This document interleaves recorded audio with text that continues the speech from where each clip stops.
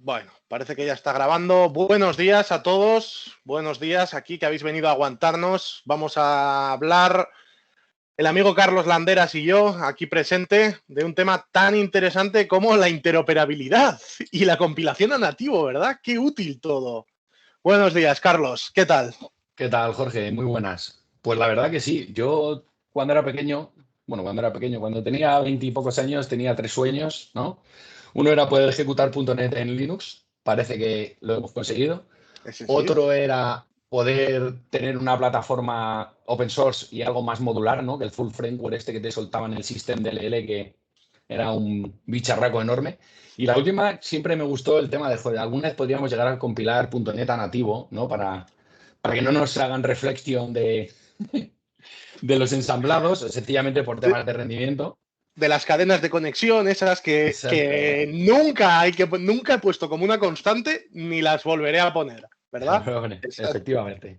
Te cogían el reflector y te desvirgaban el ensamblado, ¿no? Y bueno, eso quizá ya es lo de menos, pero sí que es bastante interesante que .NET se ponga a competir con lenguajes a lo mejor como Golang, ¿no? Que es un lenguaje compilado y que tiene un garbage collector, ¿no? Que es un poquito lo que vamos a enseñar hoy, que en lo que .NET puede llegar a convertirse. Así que bueno, nos Bueno, presentamos pues lo primero. vamos con las presentaciones y empezamos al lío, ¿no? Muy bien. Bueno, pues yo soy Carlos Landeras, soy General Manager en Plain Concepts, soy MVP en Developer Technologies desde hace 4 años, ¿vale? Me considero un apasionado de la nube, las nuevas tecnologías y el cacharreo, y llevo trabajando en Plain Concepts desde el 2016, cinco añitos, ¿vale? Y, vale, Bueno, yo soy Jorge Turrado, soy SRE en DocPlanner Tech. Antiguamente trabajaba con Carlos, soy un picateclas profesional, que alguno me ha llegado a definir así, guiño, Eduardo.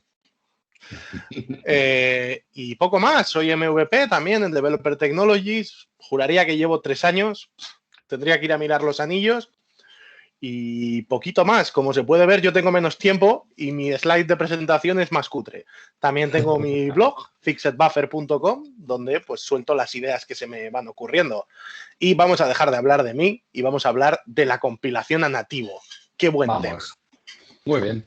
Bueno, pues hoy creo que tenemos una demo bastante chula, ¿vale? Que Sí. vamos a enseñar al final, ¿no? Pero para la gente que no haya oído nada del tema de la compilación no nativo en .NET, vamos a hacer una breve introducción para que entendáis qué beneficios son los que nos aporta, ¿vale? Este nuevo runtime que compila y ejecuta código en nativo, ¿vale? Lo primero de todo es que, digamos que nuestros, tanto aplicaciones como librerías, porque también podemos hacerlo con librerías que queramos compartir, ¿vale?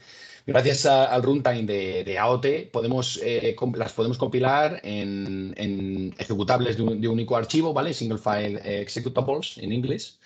Y bueno, pues una de las mejoras que tenemos gracias a esto, obviamente, es la reducción del tiempo de ejecución, ¿vale? Al lanzar la aplicación y el rendimiento, ¿vale? Por esto que muchos de los checks que hace el runtime de .NET, ¿no? Pues son hacer determinadas cargas de metadatos y de tipos antes incluso de ejecutar la primera línea de nuestro programa, ¿vale? Pero, y aquí ahora, llegados a este punto, sé que vamos a hablar de ello, pero me lo has dejado muy fácil.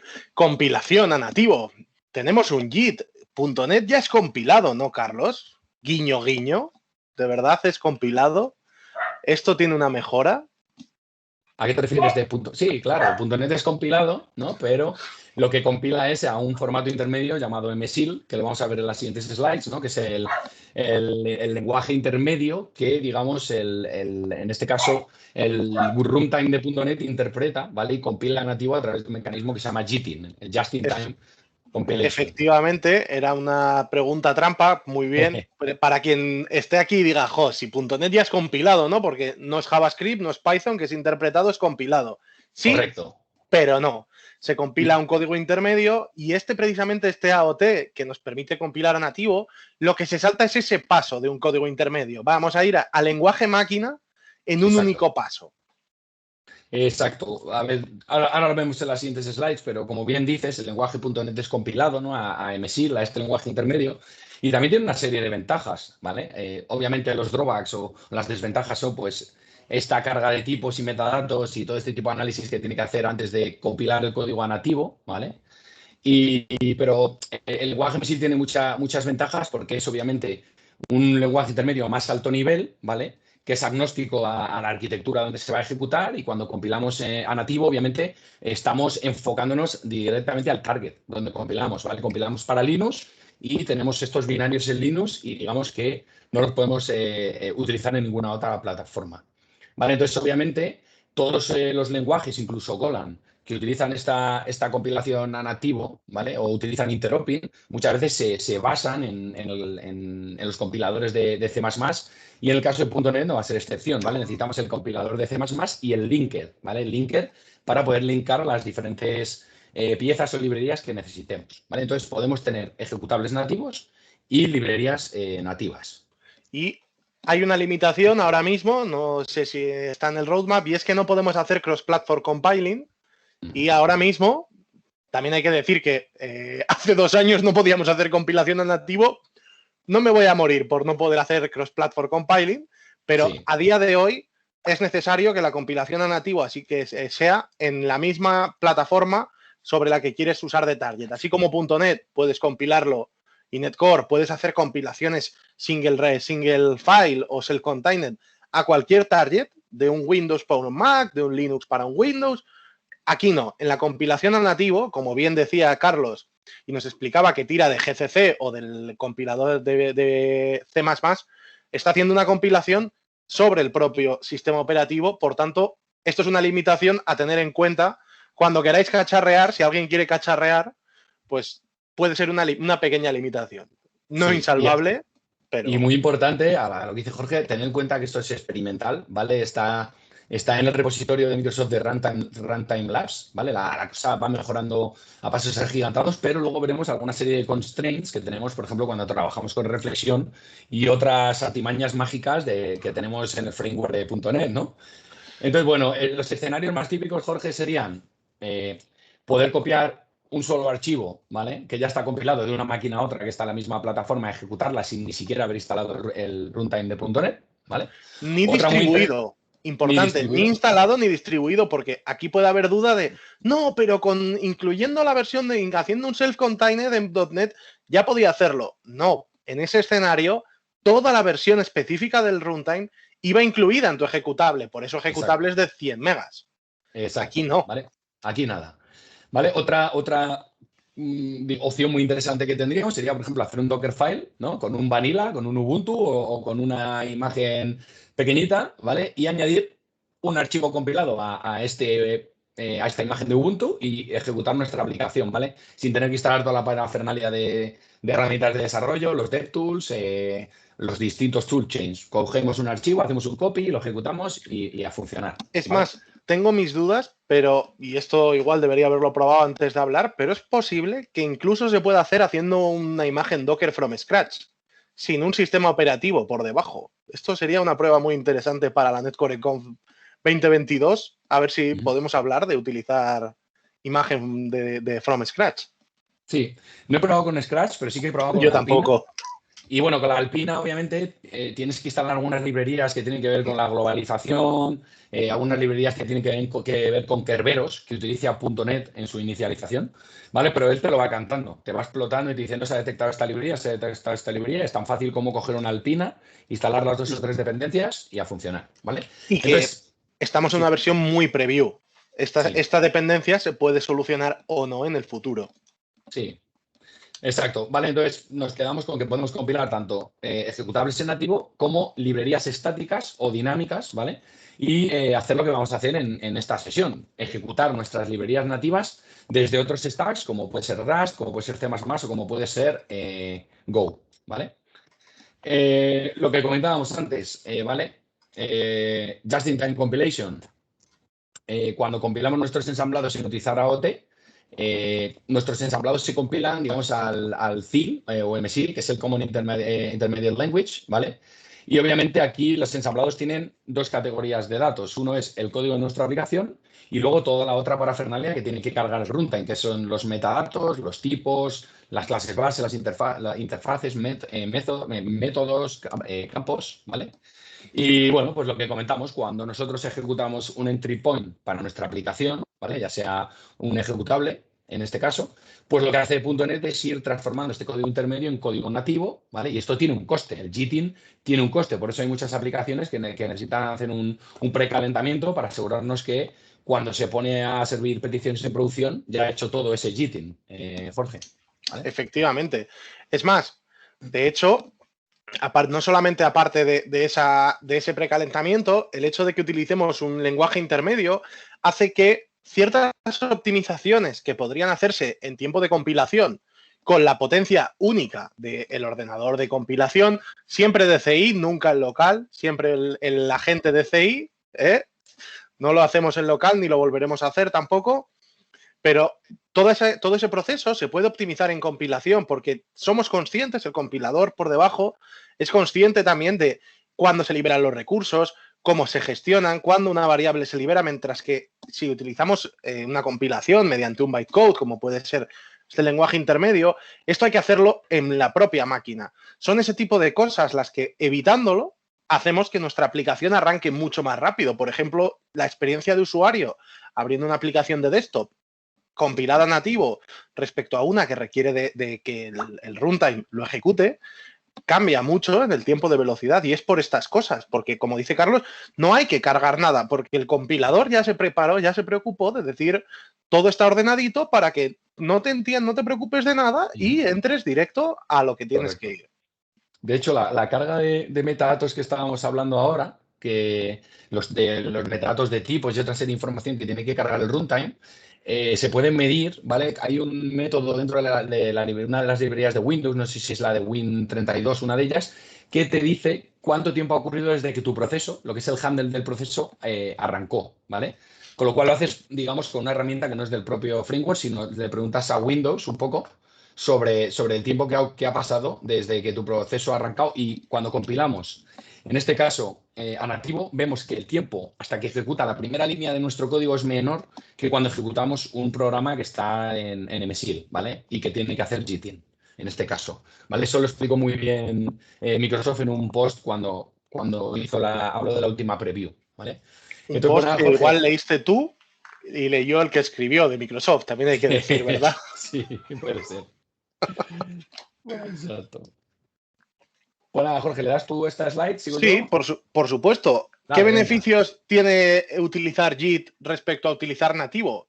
Pues lo primero que hemos dicho, muy claro, si tú utilizas JIT, estás haciendo una especie de lenguaje, vamos a decir, inventado, aunque suene un poco despectivo, pero no, es un lenguaje mágico que va a ser recompilado o compilado en última instancia hacia el lenguaje máquina específica. ¿Qué me da eso? Ejecuta y compila mi ejecutable una vez, despliégalo allá donde sea. Es decir, yo puedo poner dentro de mi repo de GitHub una DLL descargable hecha en .NET que va a correr exactamente igual en cualquier ordenador que tenga instalada la versión de .NET. Esto es una ventaja que nos da el utilizar JIT, el compilar en el momento. Otra ventaja que nos da muy grande es que, joder, es un lenguaje mucho más alto nivel. Nos abstrae de las miserias del lenguaje. Si aquí alguno ha trabajado alguna vez con C++ y ha hecho alguna cosa, es un caos. Tú no eres un programador C++ en general. Eres un programador C++ de Windows, eres un programador C++ de Linux o eres un programador C++ de macOS. No eres un programador C++ que le pega todo porque es muy complejo. Mientras que con este lenguaje intermedio, este JIT del que hablábamos, esta dificultad la gestiona Microsoft a la hora de implementar los runtimes de .NET en los diferentes lenguajes, pero para nosotros no tenemos que preocuparnos de cómo se comportará la gestión de threads, por ejemplo, en Linux, y qué pasará si en vez de Linux es Ubuntu es Fedora, o qué pasará si estamos en High Sierra de macOS, o en Catalina, o en Windows XP. Esto, para nosotros, es totalmente transparente. Y esto, pues es maravilloso desde el punto de vista de reducción de costes desde que yo empiezo hasta que pongo algo en producción. Y es así. Eso es. Esto, vamos a ver, es Java, .NET y este tipo de lenguajes tienen la ventaja de que reducen costes de desarrollo a costa de lo que vamos a ver. Malo. Eso es. Tenemos una sobrecarga en el tiempo de ejecución, una sobrecarga que vamos a pagar, un precio que vamos a pagar cada vez que se ejecute la aplicación. No solo la primera. Si yo voy, le doy a la X de mi formulario, le doy a la X de mi consola o paro el servidor o el servicio, cuando vuelva a arrancar, ese precio lo tengo que volver a pagar. No se queda, esta es la versión compiladita para que Jorge lo vuelva a arrancar y vaya más rápido. No, lo tengo que volver a pagar. Aparte de eso, no están bien optimizadas las estructuras. Todo el tema, ni estructuras, ni direcciones de memoria, ni punteros, ni nada. No está bien optimizado porque cuando hablamos de optimización, de alta optimización, es requisito obligatorio conocer la plataforma de destino.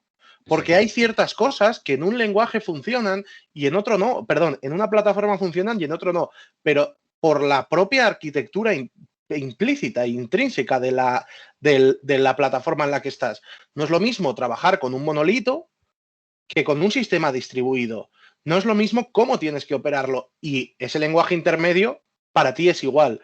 Siempre estás cediendo a la buena implementación de quien está utilizando quien está implementando el runtime. Y, bueno, pierdes un poco el control. ¿Esto es un problema? En el 99.99 de los casos no es un problema. No digamos ahora, veamos al jefe, no, que me ha dicho a él, he visto esto en una conferencia, he oído que hay que usar C++ y compilar nativo. No nos volvamos locos, pero es un precio que hay que pagar y ser consciente, simplemente ser consciente de que nada es gratis y nada es mágico. Tiene sus pros y sus contras. Y otro problema, y aquí si los que hayan trabajado solo con ASP.NET Core o con tecnologías cloud, igual no lo han visto, no le ha tocado pasar miseria, pero los que ya somos un poquito más mayores, qué feo suena esto, nos ha tocado, joder, no arranca mi programa y no tengo ni siquiera un error de por qué no arranca. Esto es mágico. Esto es mágico, Carlos. No sé si a ti te ha pasado le doy doble clic a mi ejecutable, no arranca y ni siquiera me dice por qué. Simplemente no arranca. ¿Y por qué no me entero de nada? Porque, como bien decíamos, hay ciertas cosas por el medio, hay ciertos procesos, hay cierta magia de compilación que se está ejecutando y que no tenemos ni control ni trazabilidad sobre ella. Y hay que decir que con los años la trazabilidad del entorno .NET en general ha mejorado mucho, la instrumentación que tiene ha mejorado mucho y podemos obtener métricas e insight y logs de prácticamente todo. Pero con el perf view, mirando a ver qué ha pasado, por qué no está cargando mi librería, y resulta que es que igual la DLL que usabas era un poco vieja porque habías estado haciendo alguna prueba. Y eso hacía que sin ninguna razón aparente fallase. Muy bonito en la experiencia, mis dieces. Mis dieces. Muy bien, pues movemos, ¿vale? Entonces, resumiendo lo que hablábamos, la Head of Time Compilation, ¿no? o la compilación nativa en este caso, como bien ha explicado Jorge, emite código nativo específico de la plataforma. Cuando utilizamos, como decíamos antes, lenguaje intermedio, hay determinadas estructuras de datos que efectivamente no pueden ser optimizados, ya que se están transformando a este lenguaje intermedio que vale para todas las plataformas, ¿vale? Y bueno, pues lo que hemos dicho, nuestros ejecutables van a ser completamente nativos. Si hiciéramos la prueba, como hemos hecho antaño, de abrirlos con Reflector, no tienen estos metadatos de MSIL y este tipo de herramientas no son capaces de abrirlos, ¿vale? Y no necesitamos instalar ningún tipo de runtime en el sistema operativo de destino, ¿vale? ¿Qué tipo de beneficios tenemos cuando utilizamos AOT? Antes Jorge nos ha contado beneficios y drawbacks de JIT, ahora vamos a hablar de los de AOT.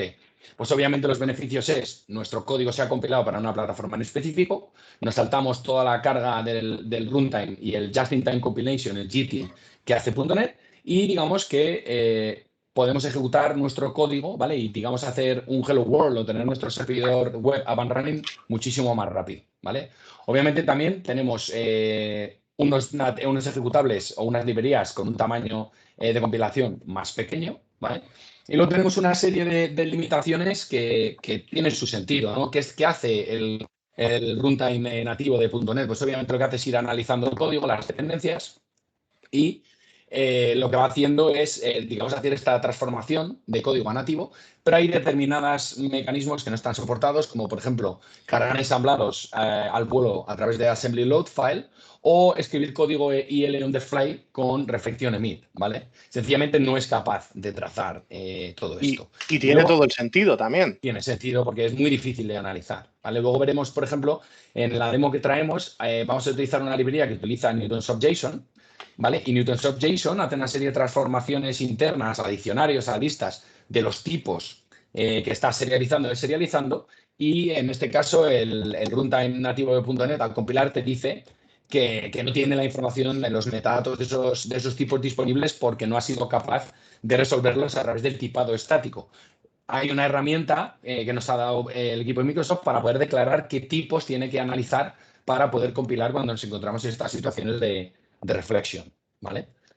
Pero tiene sentido, ¿verdad, Jorge? O sea, cuando Sí, reflexión es magia, es muy difícil que un compilador sea capaz de seguir que tú estás generando código al vuelo o cargando ensamblados en memoria. De hecho, esto no es una limitación per se del AOT compilation. Es una limitación de querer reducir, es una limitación de hacer un trimming. Porque cuando trabajamos, por ejemplo, con single files o con self-contained, desde Net 5, si no me equivoco, tenemos la opción de intentar hacer un trimming para reducir, porque, claro, alguien en Microsoft dijo, joder, un Hello World de 2 líneas y pesa 40 megas. ¿Qué estamos haciendo, señores? Hay que darle una pensada a esto. Y se introdujo el trimming, uno de los blockers y de los known limitations que te marcan bien claro es, señores, si estás cargando algo por reflexión, el compilador no es magia, el compilador es lógica. Si no estás usándolo porque lo estás cargando de manera dinámica al vuelo, o le explicitas que tiene que no trimear ese namespace, o la aplicación no tiene ni idea de que el compilador no tiene ni idea. Si tú quieres hacer un trimming y que no se te vaya el namespace, que no quitemos la librería que te hace falta, tendrás que decírnosla porque al final, por debajo, hay un linker. Ahí hay como, no hay ningún using en este caso. Claro. No hay ninguna referencia al código tipado, ¿verdad? Porque estamos utilizando reflexión, no estamos cargando tipos al vuelo en memoria. Entonces el linker, cuando barre todo lo que estamos utilizando fuera, se lo carga, ¿vale? Cuando crea la tabla de referencias, ¿con qué tiene que decir? Dice, a ver, todo lo que no esté en esta tabla, el trimmer se lo puede cargar. Y realmente no está en esa tabla porque no está en uso. Es dinámico el cargo, la carga. Eso es. Vale, entonces, bueno, aquí tenemos una pequeña tabla, Jorge, que es muy interesante de los startup time, ¿vale? Los tiempos hasta la primera instrucción y los tamaños, ¿vale? Podemos ver los distintos runtimes, Mono, Core CLR, que es el que utilizamos todos cuando utilizamos a través de Misil, y Core RT, ¿vale? Como podéis ver, el tiempo de startup del CLR con toda la carga de tipos y metadatos al de la aplicación compilada significativamente mejor en una aplicación SPNet. No hablamos del tiempo reportado hasta que puede ejecutar la primera instrucción, que es mínimo, ¿vale? Y luego, bueno, dentro de las opciones que tenemos en el compilador de AOT, que esto no lo veremos en esta sesión porque si no nos va a dar tiempo, pero hay una serie de parametrizaciones que le podemos pasar al CSProg, donde le podemos decir, quiero optimizar en velocidad o quiero optimizar en output size, es decir, poner al linker a tope, ¿vale? Entonces, como podemos ver, podemos utilizar Core RT o Core RT optimizado para tamaño, que todavía disminuye menos a los ejecutables en nativo o las librerías. Claro, al final, a la hora de hacer optimizaciones, siempre hay que tomar ciertas decisiones. Si tú puedes, es como lo de quiero optimizar la batería. No, quiero que dure lo máximo y que me dé la mejor performance. No, la potencia, la energía es un valor que o va para un lado o va para el otro. Pues con el AOT también, cuando queremos compilar hay que elegir ciertas cosas que, bueno, no las tenemos que elegir utilizando Mesil, pero porque las elige por nosotros el runtime. Correcto, eso es. Vale, entonces, bueno, Jorge, yo creo que hemos llegado al final de las slides. Vamos a meternos ya en harina, ¿no? Que es lo que a la gente le gusta en estas conferencias, ¿vale? Vamos a dejar a vuestra disposición un repositorio donde va a estar todo el código fuente, pero bueno, vamos a ir explicando un poquito el escenario del ánimo que os queremos enseñar, ¿vale? La idea fue aquí del señor Jorge, así que te dejo los honores. Bueno, yo os la explico. Os cuento también cómo me cayó la manzana en la cabeza. No, eso es una tontería. Básicamente puede darse escenarios, y es bastante habitual, sobre todo cuando trabajamos con el tooling de Microsoft, que haya SDKs para los lenguajes, vamos a decir, Microsoft friendly. Vamos a decir, yo que sé, F Sharp, C Sharp, VisualNet incluso. También ahora están como muy a tope con algunos otros, pero para el ecosistema, vamos a decir, más Microsoft friendly. Y no es raro que otros lenguajes, como por ejemplo Golang, no tengan un SDK concreto. No es normal, no es lo habitual, pero tampoco es un caso excepcional que no haya un SDK concreto para el lenguaje que tú quieres utilizar. Entonces, un caso, por ejemplo, es Cosmos. En Golang tenemos un SDK para MongoDB, que para quien no conozca Cosmos, Cosmos es el sabor, el flavor de Microsoft para MongoDB. Es una implementación de MongoDB súper vitaminada, pues con las matices y la visión de Microsoft en el cloud.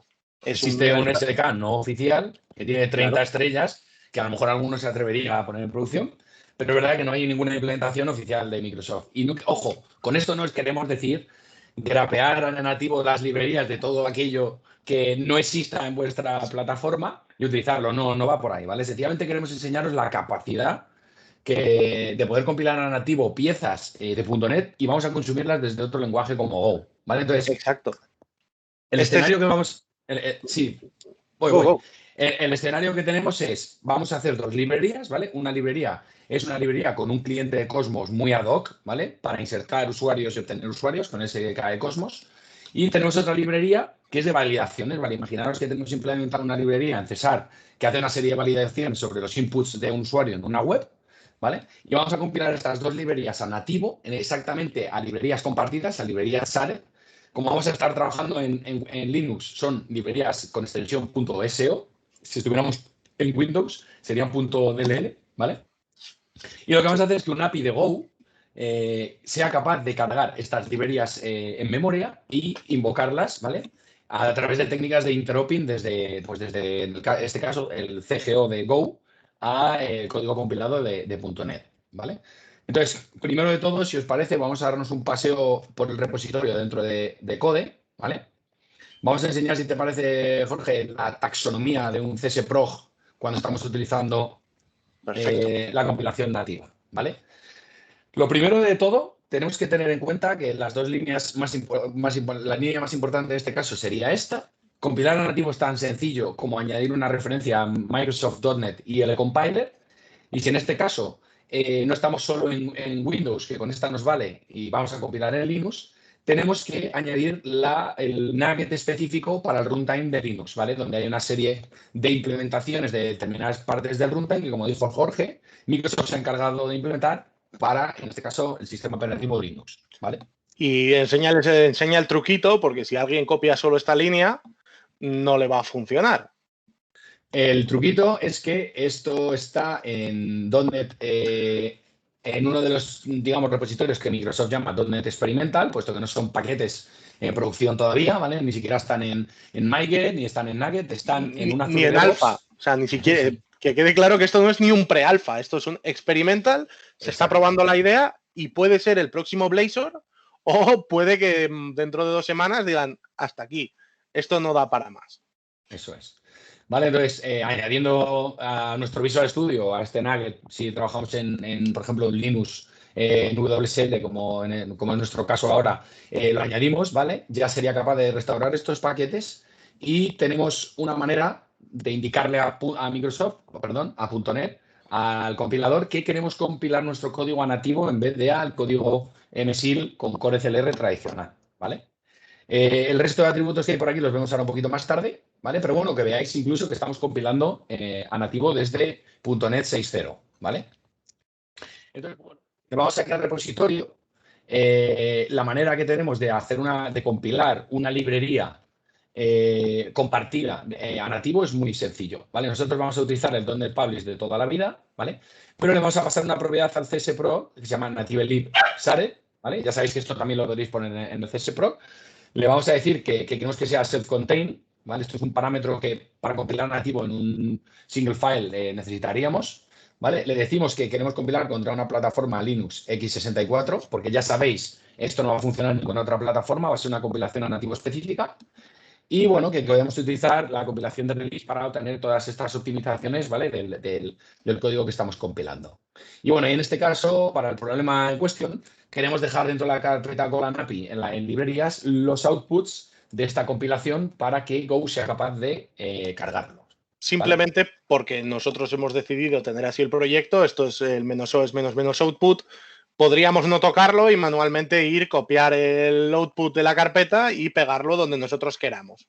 Eso es. Vale, entonces, Jorge, si quieres, hay dos librerías, si quieres explicas la de validaciones. Sí, por ¿Vale? supuesto. Es muy sencillita. Yo creo que es la mejor para empezar a entender esto un poquito, ¿no? Sí, esto es otro ejemplo. Antes hablábamos o planteábamos, joder, ¿qué pasa si no tengo mi SDK y no tengo tiempo de implementarlo? Puedo utilizar un nativo, pero ¿y las reglas de validación? Si yo he seguido unas buenas prácticas y tengo mis reglas de validación de dominio totalmente separadas de lo que es mi código productivo, nada me impide hacer algo como esto. Aquí hemos ido a la reducción a lo absurdo y no me he complicado mucho, pero estamos marcándolo como estamos metiendo ciertos atributos de la compilación a nativo, como el unmanaged caller only, que nos puede dar algo de guerra, pero nada nos impide tener ese método y otro que sea validate email sin ese atributo, de manera que con un mínimo cambio en nuestras librerías de validación podríamos soportar que se consuman tanto desde .NET como desde cualquier otro desde cualquier otro lenguaje. Y esto no es moco de pavo, esto es una potencia en cuanto a la validación en reglas de negocio que nos abre unas puertas muy grandes de no, es que las reglas de negocio están en un único punto y las consumimos allá donde hacen falta. Y si hace falta cambiarlas, se acabó eso de, no, pero es que mi servicio tiene unas y el otro es que somos guays, hemos hecho microservicios y uno está hecho en Java y la otra en .NET y otro en Node. Vale, a cambiar entre sitios. No, conseguimos unificar. Dicho esto, dada una pequeña introducción, esto es una library súper tonta que básicamente va a hacer unas pequeñas validaciones con la longitud de un email, va a comprobar si es válido o no. En este primer caso va a ejecutar un regex para ver si cumple con el regex de que esté. Y quizás la parte importante y que nos impide y nos requiere de un pelín más de esfuerzo es que si nos fijamos en el parámetro no estamos recibiendo un string, que es lo que esperaríamos de un email. Lo que estamos recibiendo es un puntero al string.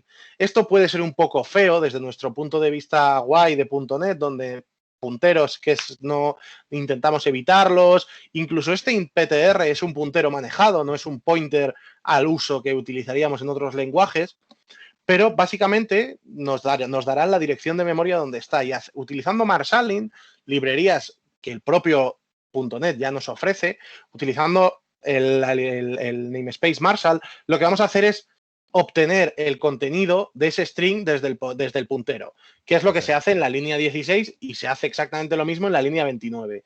Una vez que tenemos ese var email es un string. Y a partir de aquí podríamos llamar, es decir, podría haber hecho, si hubiera sido un desarrollador rockstar de 10, hubiese sacado a otro segundo método que esta vez sí recibiera un string y simplemente llamaría al método con string desde este otro, porque ya tengo el string.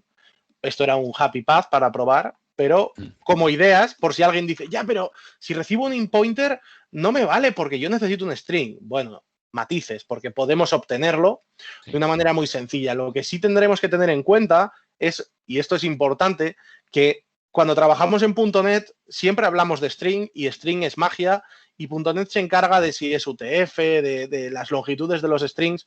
Cuando compilemos a nativo tendremos los problemas de nativo. Quiere decir, tendremos que tener en cuenta qué tipo de codificación para los strings estamos utilizando y converger hacia lo que va a hacer nuestra librería. Y esto puede darnos problemas si no lo sabemos. Si lo sabemos es a la hora de hacer point to string UTF-8, elegir la codificación, el encoding que estamos haciendo. Simplemente por eso lo digo, pues por si alguien quiere probar y dice, es que en mi Linux no funciona igual. Pues igual es que tu Linux tiene un encoding ligeramente distinto. Dicho esto, el código es súper sencillo de leer. Muy fácil. Hemos empezado por este ejemplo porque es muy sencillito. Si cumple el regex te dice que bien, si no lo cumple te dice que invalid email, si está vacío que está vacío, y luego hay una validación igual de chorra para la longitud de un name. Si es muy corto o si es muy largo. Eso es. Y vale, algunas esto, anotaciones importantes aquí, ¿vale? Para la gente que queráis cacharrear. Por ejemplo, el atributo unmanaged colors only se introduce en .NET 5, ¿vale? No existe en NET estándar, y básicamente es un helper muy bueno y muy rápido para poder hacer extern, que es como se dice tradicionalmente, Externalizar. Gracias, Jorge. Externalizar. Lo iba a decir en inglés y en español a la vez. Externalize. Externalizar nuestros métodos para que puedan ser consumidos estilo C, ¿vale? Y como dice Jorge, cuando externalizamos nuestros métodos para ser consumidos estilo C, necesitamos utilizar estructuras un poquito más arduas. Pero bueno, requisitos. Externalizar los métodos con unmanaged colors only. Los métodos han de ser static.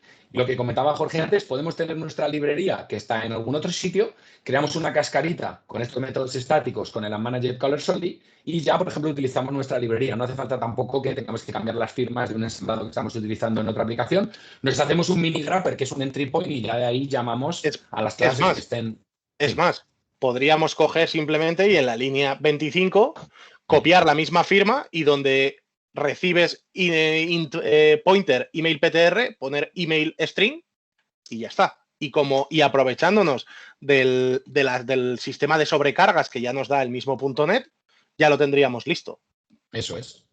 Vale, entonces ahora nos vamos a una cosa un poquito más complicada. Aquí necesitamos todos vuestros sentidos, ¿vale? Sí. Pero es cómo vamos a consumir desde Go la librería de Cosmos, ¿vale? Como nos podemos imaginar, cuando tú cargas una librería compartida, en este caso en Go, a través de CGO, ¿vale? Hay una serie de estructuras que queremos dejar en memoria, ¿no? Como la inicialización del cliente de Cosmos. No podemos permitirnos que si, por ejemplo, llamamos a create user, estemos todo el rato inicializando un Cosmos Client. ¿Funcionaría? Funcionaría, pero nos vamos a comer ese delay cada vez que queramos llamar y a ver cuánto tiempo funcionaría, porque no estaríamos delegando en el pool de conexiones la gestión y funcionaría.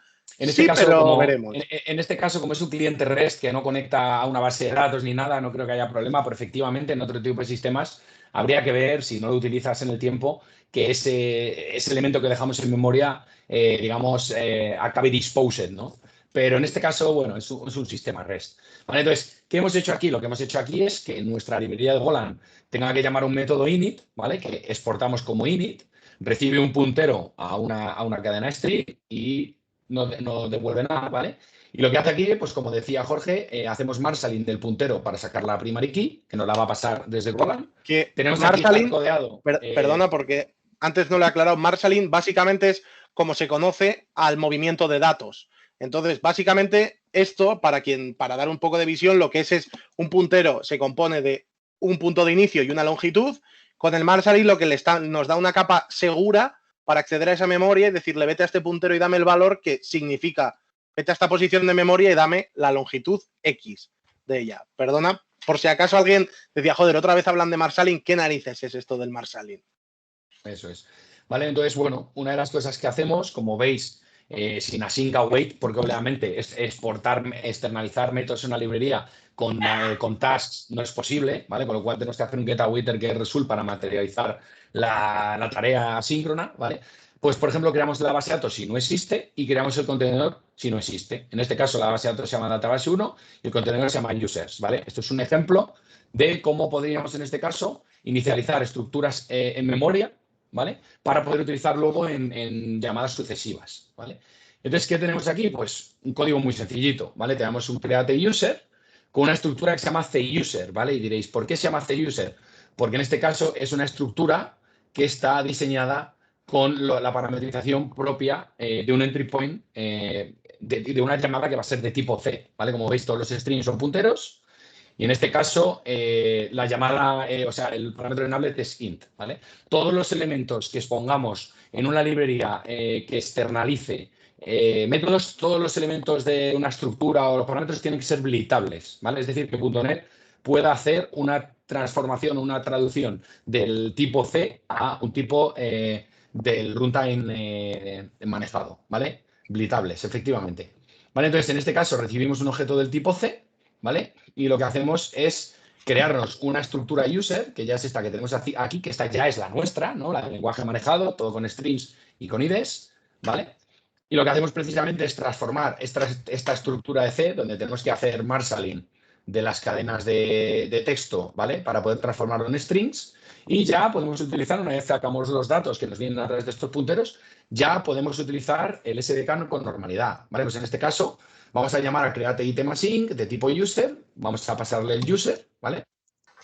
Si hay una excepción, vamos a devolver un tipo Cosmos Response con el código 0, ¿vale? Y vamos a hacer Marshall, en este caso al revés, ¿no, Jorge? Tenemos un string manejado, que es la excepción, y lo queremos pasar a un puntero para poder devolvérselo al llamante, que en este caso está utilizando... Claro, porque esto, y no lo hemos dicho, y habíamos dicho que lo íbamos a hablar y se nos ha olvidado totalmente, esto está corriendo como parte del mismo proceso. Nuestra librería.net no está en otro servicio, en otro proceso, corriendo y se comunican entre ellos, no. Esto está ejecutándose dentro del mismo PID de ejecución, dentro del mismo proceso. Estamos consiguiendo que .NET sea consumido como cualquier otro lenguaje de manera integrada. Por tanto, podemos pasar posiciones de memoria porque estamos dentro del mismo proceso. Eso es. Vale, y mucha gente dirá, ¿y por qué esto no lo hacemos con microservicios? Podéis, ¿vale? Pero bueno, esto es una manera de enseñar la nueva funcionalidad que tenemos con donde compilar nativo y que a lo mejor tienes una aplicación que requiere de tal performance que no se puede permitir las latencias o el uso de sistemas externos o a lo mejor es un sistema con determinadas constraints como no tener salida a internet o vete tú a saber, ¿vale? Es un ejemplo de cómo podemos hacer las cosas de otra manera. ¿Vale? Y el otro método, Jorge, es lo contrario, ¿no? Vamos a recuperar un usuario, exportamos el método como getUser, el otro lo hemos exportado como createUser, y en este caso, pues vamos a la inversa, ¿no? Vamos a recibir un puntero de un email, vamos a convertir este puntero de nuevo a un string, formateamos esta query con esta string, lanzamos la query a través de una query definition, ¿vale? Y lanzamos la query a Cosmos con el SDK tal y como nos lo especifica Microsoft. Leer el siguiente, materializamos la consulta síncrona, obtenemos el primero en este caso, ¿vale? Y hacemos lo opuesto. Pasamos de estructuras de datos manejadas a punteros, ¿vale? Siempre con string to, en este caso, hGlobalancy, convertimos elementos de string a punteros, ¿vale? Y en el caso de Nablet, como es un entero, no hace falta hacer ningún tipo de marshalling, ¿vale? Y ya estaría con estas 100 líneas, más las que hemos enseñado antes del Business Validations, que son estas 40 líneas básicamente. Vamos a poder utilizar una API de Go que consume el SDK de Cosmos y va a hacer todo este tipo de cosas, ¿vale? Y esto funciona, Carlos. ¿De verdad funciona? No nos ¿Vamos a ser capaces de hacerlo andar o nos va a fallar a 10 minutos de acabar? Tú sabes que antes de ayer tuve que abrir un issue en el runtime de .NET y el señor Cajotas tuvo que arreglar un bug, pero gracias a la última preview cocinada casi para la NetConf funciona, ¿vale? Efectivamente. Casi no, estoy seguro porque vi lo que había y creo que estaba esto y otro que había por ahí en su día. La verdad es que era un bug bastante evidente, ¿no? Porque estaban accediendo a una propiedad de algo que podía ser nulo, ¿no? Le pusieron una interrogación y nos salvaron la tarde y ya está. Sí, 2 líneas cambiaron en el código. Literalmente, el commit eran 2 líneas de cambio y porque añadieron 2 interrogaciones. Exactamente.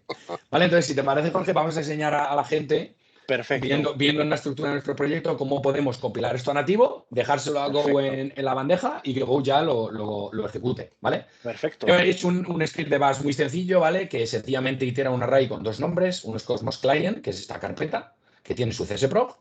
El otro es Business Validations, que es esta carpeta que tiene su csprog, ¿vale? Ponemos un pequeño eco de cuál se está construyendo, nos cambiamos al directorio que nos guardamos aquí en memoria, que es el path de la entrada del repositorio, que es netconf.info, y ya lanzamos el comando mágico que hemos dicho antes, ¿vale?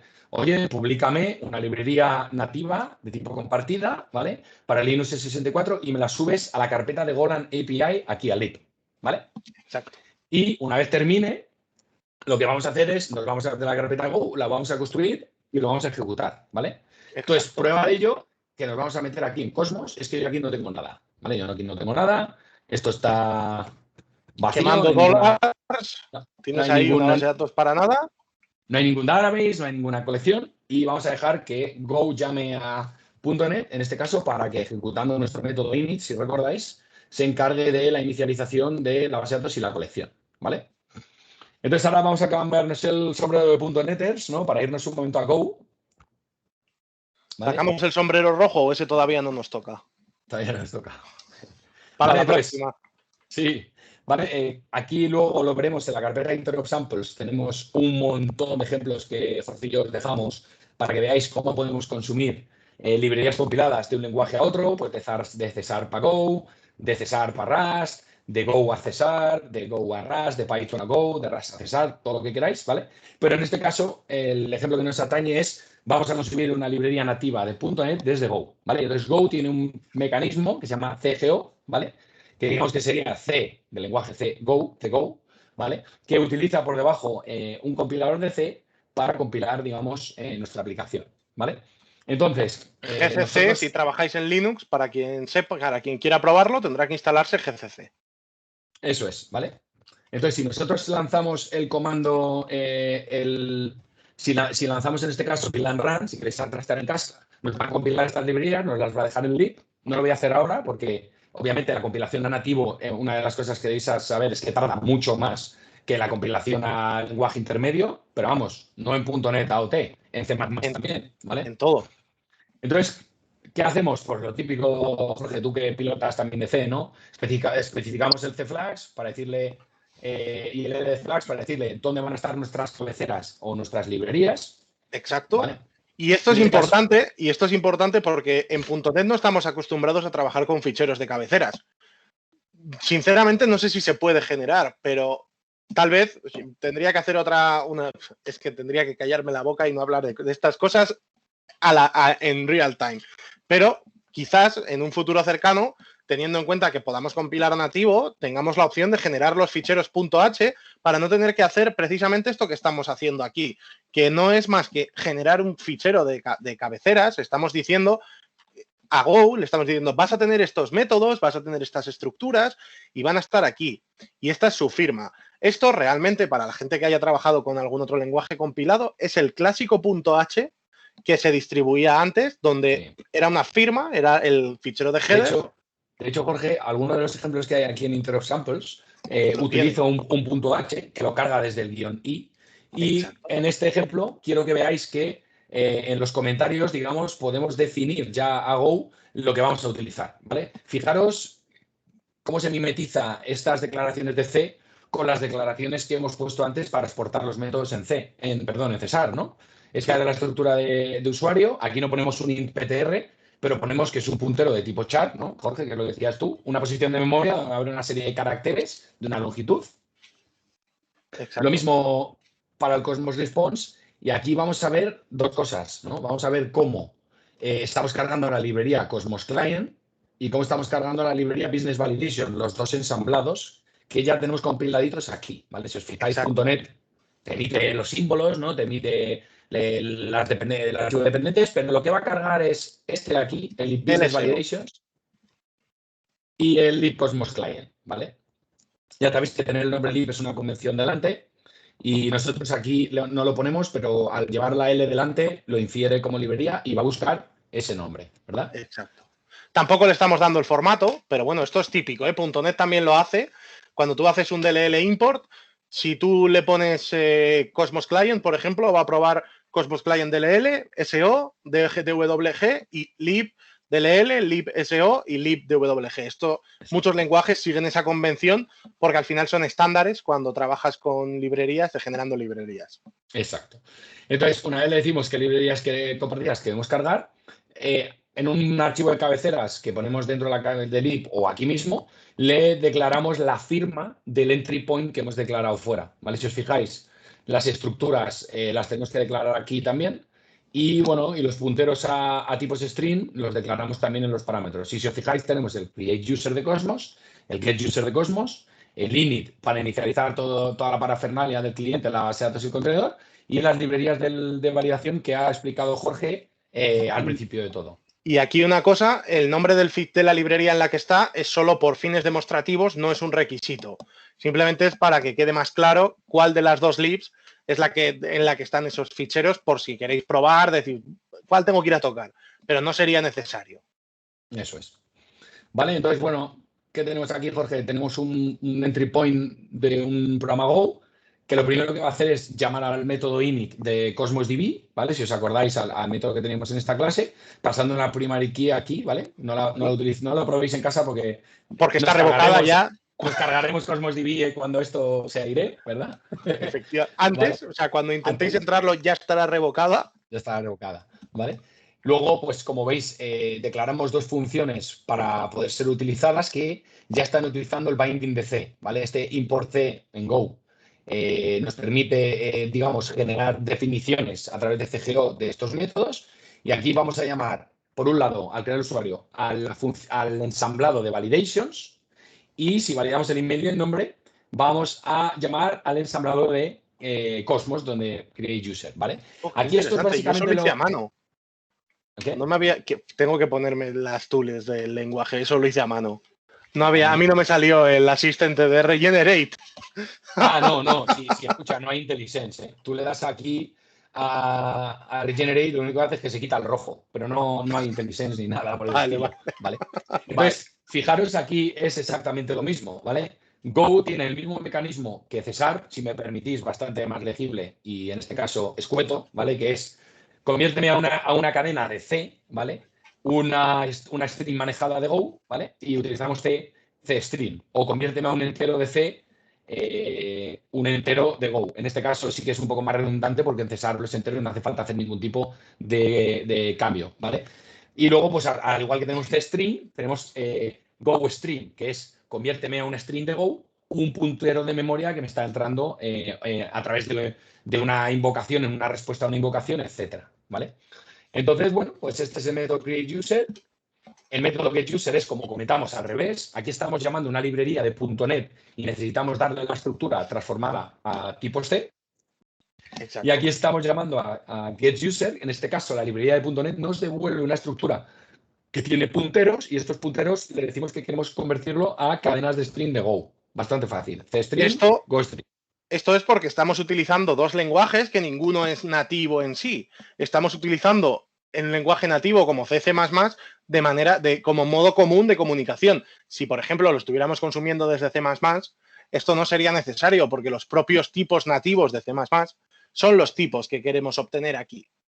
Exacto. Go dependerá nativo, pero efectivamente tienes que manejar qué tipo de estructuras exportas, ¿vale? Dependerá del lenguaje donde vayamos a consumir nuestras librerías en .NET, lo verbose o no del proceso, que si es un lenguaje como C++, será linkar la librería y a disfrutar de ella. Exacto.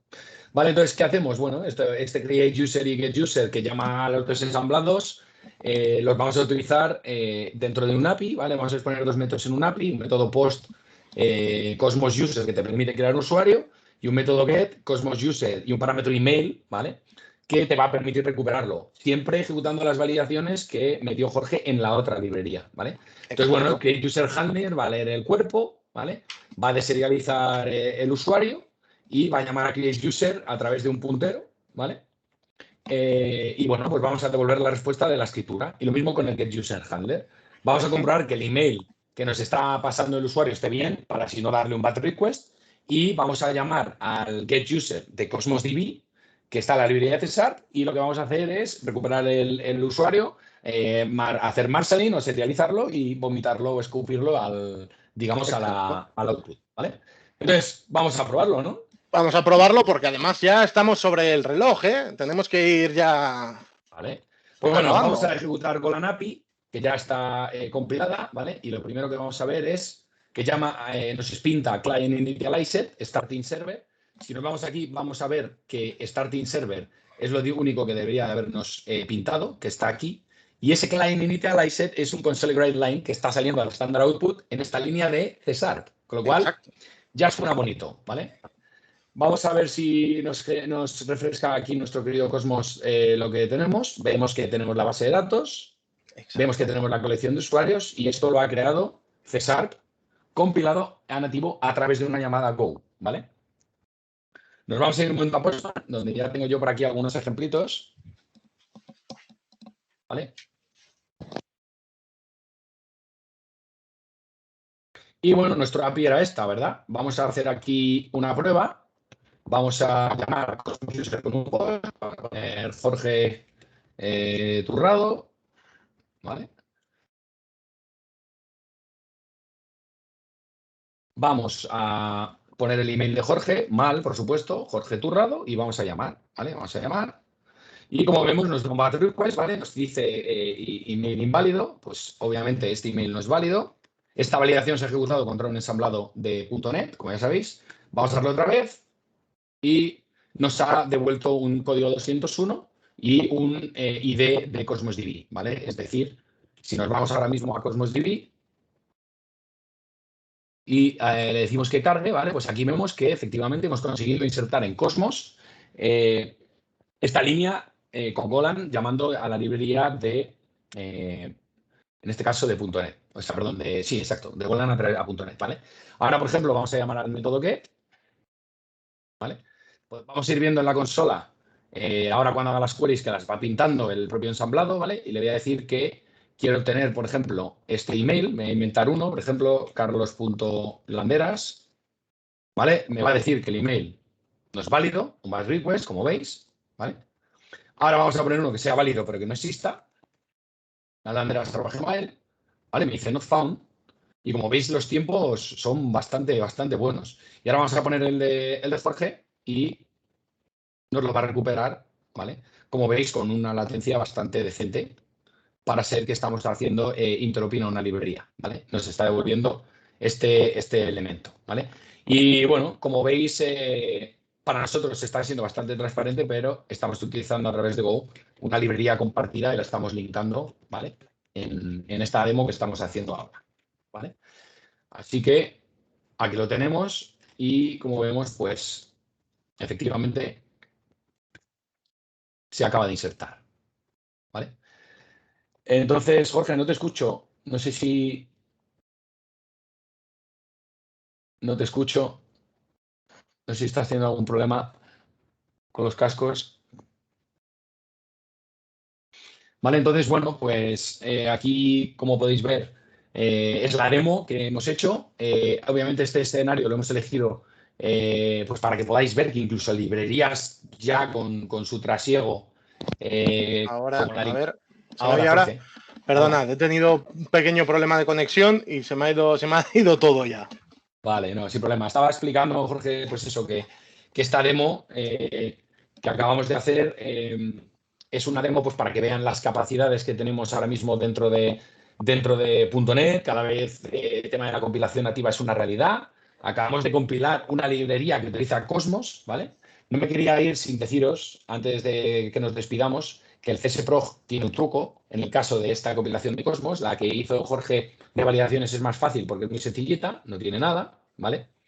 Pero en este caso la de Cosmos se utiliza un archivo que se llama RDXML, donde yo, según se me iba quejando al compilar, he tenido que ir dándole algunos de los tipos que me decía que no tenía metadatos, porque Newtonsoft.json, que es lo que utiliza Cosmos por debajo, serializa y deserializa tipos al vuelo, como por ejemplo, pues Microsoft Azure Cosmos Query Pipeline Sort Order o el Aggregate Operator, tipos del propio Cosmos que el compilador que el linker había obviado porque no los conocía, ¿vale? Pero es raro el caso, si no usamos reflexión, utilizamos este tipo de temas donde tengamos que especificar un archivo de resource definition para compilar una librería Y, a nativo, ¿vale? y de hecho, como comentaba, es lo mismo que si quisiéramos hacer un trim del fichero en un single file. O sea, vamos a tener que marcar los mismos ensamblados que tendríamos que marcar si quisiéramos hacer un fichero reducido al máximo con las funcionalidades que .NET nos ofrece para ello, sin irnos a nada loquísimo como pueda ser esto.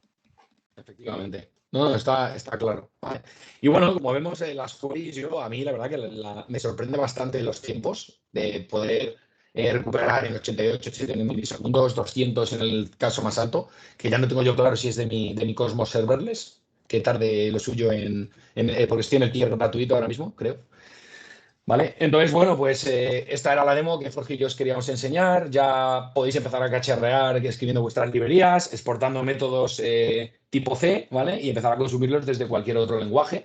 Recordad, en el repositorio que os dejamos tenemos ejemplo de todo esto, ¿vale? De cómo invocar, por ejemplo, Cesar, o sea, las distintos, es que iba a leer uno a uno, voy leyendo todos y me voy liando.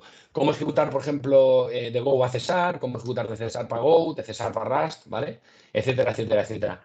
Echarles un vistazo porque son interesantes, ver cómo puedes ejecutar en los dos sentidos, ¿vale? Porque esto va de interop, cómo puedo llamar a una librería nativa de Rust desde César y viceversa, ¿vale?